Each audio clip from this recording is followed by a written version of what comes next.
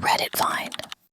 What is a gut feeling you had that ended up saving your life? When I was 14, my parents went away for the weekend and left me at home with my 19-year-old brother who was home from college. For some reason, the power went out that Saturday morning. My brother decided to go for a hike until it came back on. I was home alone. Not a big deal for me at the time, waiting for the power to come back. A man in a uniform for the power company came to my door and asked to come in and take me to the basement where the circuit breaker was. It didn't feel right. Power company people rarely come into your house. I told him no, and lied and said I would get my brother to check. He said he would come back later and check the outside lines. I called a family friend to come over because it gave me the heebie-jeebies. We walk around the house and find the uniform and fake tools in the hedge. I called the electric company and they said no one was dispatched, but they would dispatch someone immediately. Apparently, there was a line cut to our house. When I was a preteen, my family went to NYC for New Year's. As we were leaving the ball drop ceremony, I remember being really uncomfortable with how tight the crowds got at certain points. A couple of decades later, I'm living in Seoul and decide to have a Halloween party. After the party, we were going to walk over to the foreigner district to keep partying there. As we were walking over, a friend said he wanted to go to the main back street where all of the bar events were. But my other buddy and I were both adamant that not only would we not be going down that alleyway, but neither would that because there were too many people and not enough space. That was the night the crowd crush happened. One of my friends ended up giving CPR to a guy who didn't make it. My house became a halfway house for other friends of friends who ended up in the back part of the crush. They were okay, but also gave mouth to mouth to people who didn't make it. It was horrible. But I remember thinking, oh my God, what if my buddy and I hadn't put our feet down and said no to going up that alleyway? I was walking home from a party late at night. I passed by a group of people that seemed a bit off. To get to my place, I had to cut through a park. When I reached the entrance, I suddenly felt like I was being followed, so I hid in a bush at the entrance. Drunk me thought I was just being paranoid, LOL. About a minute later, the group of guys came running past, their phone flashlights on, searching for someone. They were shouting, laughing, and out of control, almost hunting for a prey. I waited until they went deeper into the park. Then I made a run for it and sprinted all the way home. I ride the bus home from work. One afternoon after work, I had the strong urge to just get on any bus and go home immediately. Normally, I hang around the area for an hour or so, but today felt different. I felt sort of rushed. I rode the first bus I saw, and as we were departing the stop, I heard a loud crash, like a vehicle hitting another vehicle, but not that loud. The bus took off, and 1 hour later, at home, I found out that a bus at the station where I was just at was rigged with a BAM, and it exploded as we left the station. One time, I was about 8 years old. I was at my aunt's house with my cousin, who's about a year younger than me. My aunt lived on a small, quiet street. She often left us inside to watch cartoons while she mowed her yard and the field next to it, or tended to her garden. One summer afternoon, she had done exactly that. My cousin and I just relaxing in the back den, when suddenly, a man we didn't know walked around the side of the house and yelled at us through the window in the den. He asked, "Is anyone home?" while making direct eye contact with us. I told my cousin to run and lock the door in the kitchen, and I quickly locked the door from the patio into the den. Only a few steps away from him and replied, "Yes, Dad," as if my dad were just in the other room. The guy did a double take and took off running in the other direction. I went running through the house to look out the front window, and he was gone too fast for me to even catch him. I have no idea what direction he went in, but I just knew he was going to try to get in the house and do something awful had I not acted quickly. My heart was beating out of my chest. I had one of these a couple months ago. I had stomach pain all day that wouldn't go away no matter what I took. Tums, Gas-X, Pepto, nothing worked. I figured if I just go to bed, I'd feel better the next day. Well, at around 2 a.m., I woke up and the pain was still bothering me. So I decided to go to the hospital, which I wouldn't normally do. Turns out it was appendicitis, and they had to perform surgery that evening. This was quite literally a gut feeling. My cousin and I were out walking down a frozen stream. A slow sinking feeling hit me. I said we have to get off the ice now. My cousin laughed and ignored me as I quickly waddled to shore without him. Loud, rapid cracking noises invaded the silence, and I spun around just in time to see the top of his stupid head sink below the ice. I had to run back out onto the ice downstream to Hulk smash a section of ice, and I yanked him out by his clothes. He's one of those people who are always getting injured because they're too stupid to listen or pay attention. I was doing some primitive site camping. I was well off the trail in the middle of nowhere. I had set up my camp, I had a small fire going, and I just didn't feel right. Everything felt off.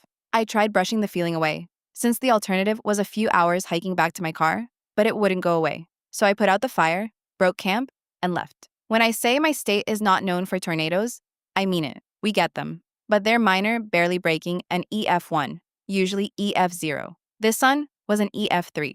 Only one on record, from my knowledge. I went back a week later. It had torn directly through where I had set up camp. If I had stayed, I'd have been directly in its path.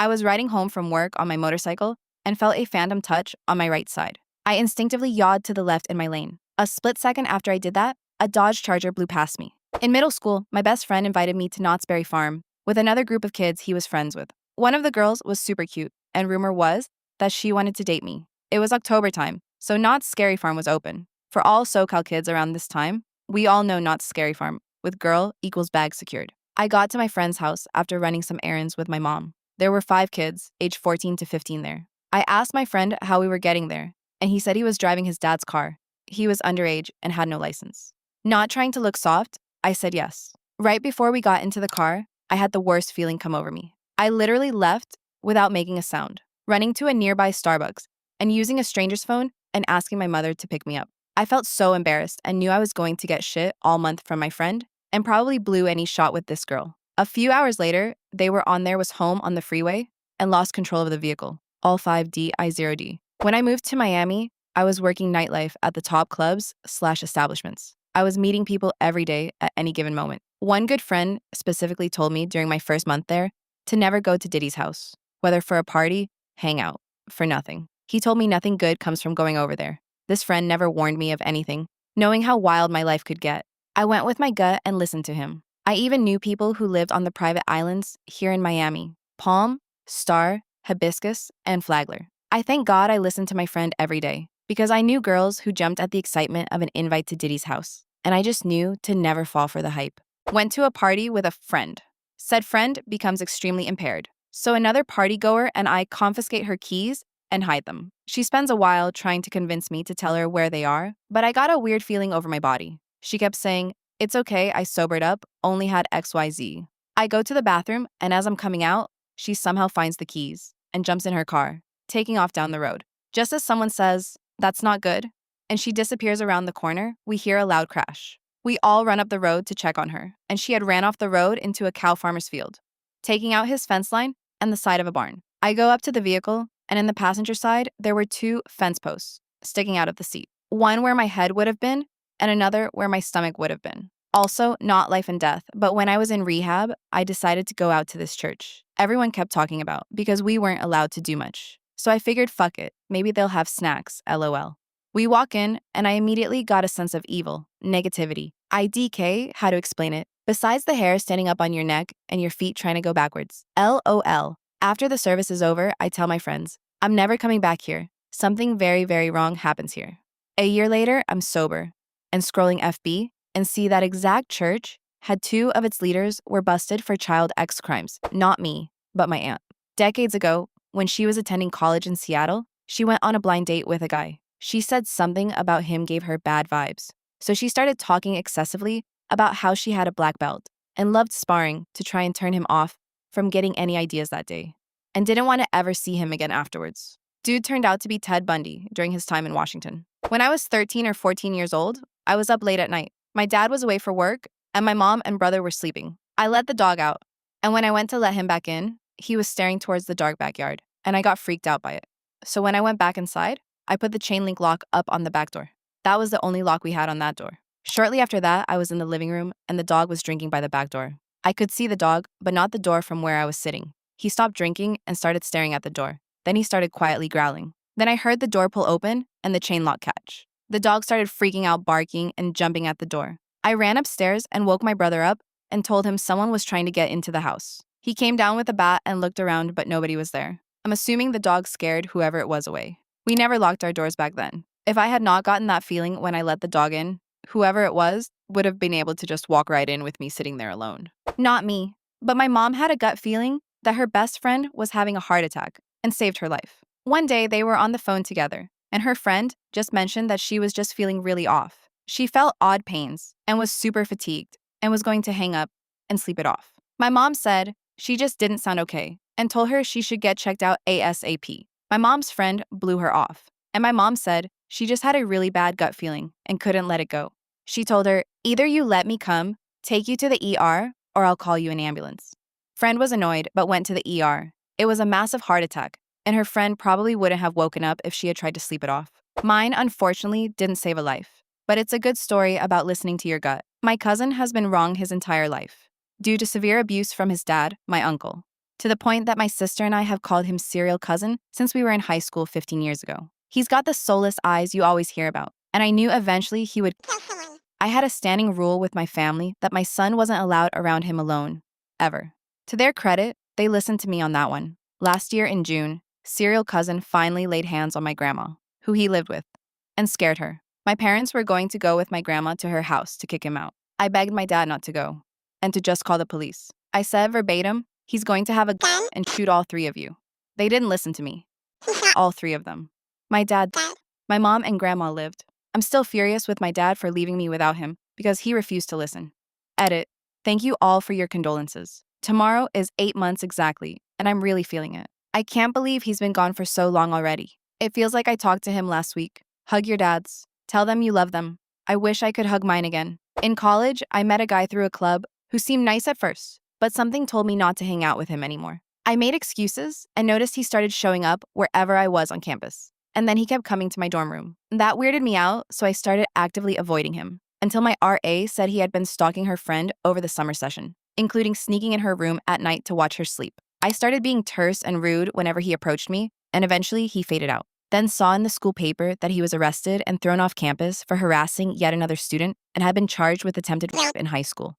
Trust that gut. I'm so sorry for your loss. In second grade, my class got a new kid at our private school. He looked at me when he walked in the room, and something about him scared me so badly, my knees went weak. And it's like he noticed my reaction and excitedly would keep looking at me, if that makes sense. I was a sheltered and happy kid who didn't really have the words to express how upset he made me. In the weeks after that, he became so obsessive, constantly interrupting people trying to talk to me, begging for help with his schoolwork when the teacher asked him a question, trying to hug me when I walked by, etc. The teachers kept brushing off his behavior as harmless because he looked and sounded like a little cherub, and his mom tried to encourage me to have playdates with him since he liked me so much. I eventually had a fucking meltdown and insisted on switching schools because after about 2 months, I was just sick with fear and depressed about not being believed. Everybody tried to talk me out of it, but I finally convinced my dad by saying the public school had a computer lab and our private school didn't, and it was about time I learned how to type.